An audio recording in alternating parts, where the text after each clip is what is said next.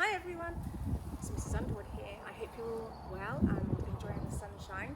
I thought today I could read you a story, so I've picked this one, You Are Special by Lucado, one of my favourite stories, so here we go.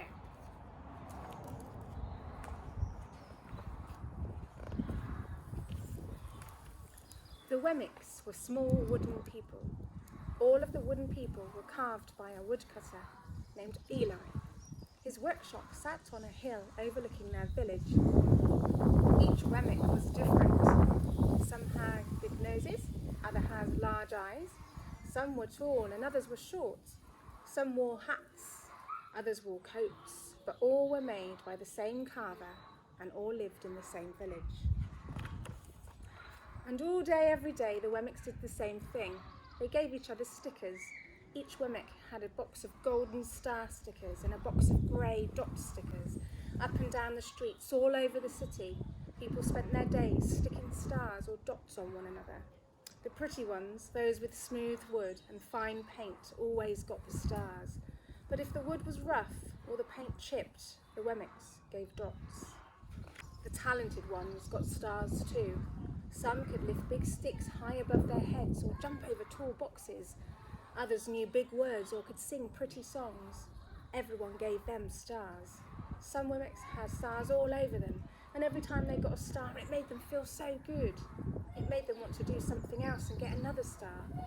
Others, though, could do little. They only got dots. Punchinello was one of these. He tried to jump like the others, but he always fell. And when he fell, the others would gather around and give him dots. Sometimes when he fell, his wood got scratched, and so the people gave him more dots. Then, when he would try to explain why he fell, he would say something silly, and the Wemmicks would give him more dots. After a while, he had so many dots that he didn't want to go outside. He was afraid he would do something dumb, such as forget his hat or step into water, and then people would give him another dot. In fact, he had so many grey dots that some people would come up and give him one for no reason at all. He deserves lots of dots, the people would say. He's not a good wooden person. After a while, Punchinello believed them. I'm not a good Wemmick, he would say. The few times he went outside, he hung around other Wemmicks who had dots too. He felt better around them. One day he met a Wemmick who was unlike any he'd ever met before. She had no dots or stars. She was just wooden. Her name was Lucia. It wasn't that people didn't try to give her stickers, it's just that the stickers did not stick. Some of the Wemmicks admired Lucia for having no dots, so they would run up and give her a star, but the stars would just fall off too. Others would look down on her for having no stars, so they would give her a dot, but they wouldn't stay either. That's the way I want to be, thought Punchinello. I don't want anyone's marks. So he asked the stickerless Wemmick how she did it. It's easy, she said. Every day I go to see Eli. Eli? Yes, the wood carver. I sit in the workshop with him. Why? Why don't you go and find out for yourself? Go on, go up the hill, he's there. And with that, the Wemmick who had no stickers turned and skipped away. But will he want to see me? Punchinello cried out. Lucia didn't hear, so Punchinello went home. He sat near a window and watched the wooden people as they scurried around, giving each other stars and dots. It's not right, he said, and he decided to go and see Eli. He walked up the narrow path to the top of the hill and stepped into the big shop. His wooden eyes widened at the size of everything. The stall was as tall as he was. He had to stretch on his tiptoes to see the top of the workbench.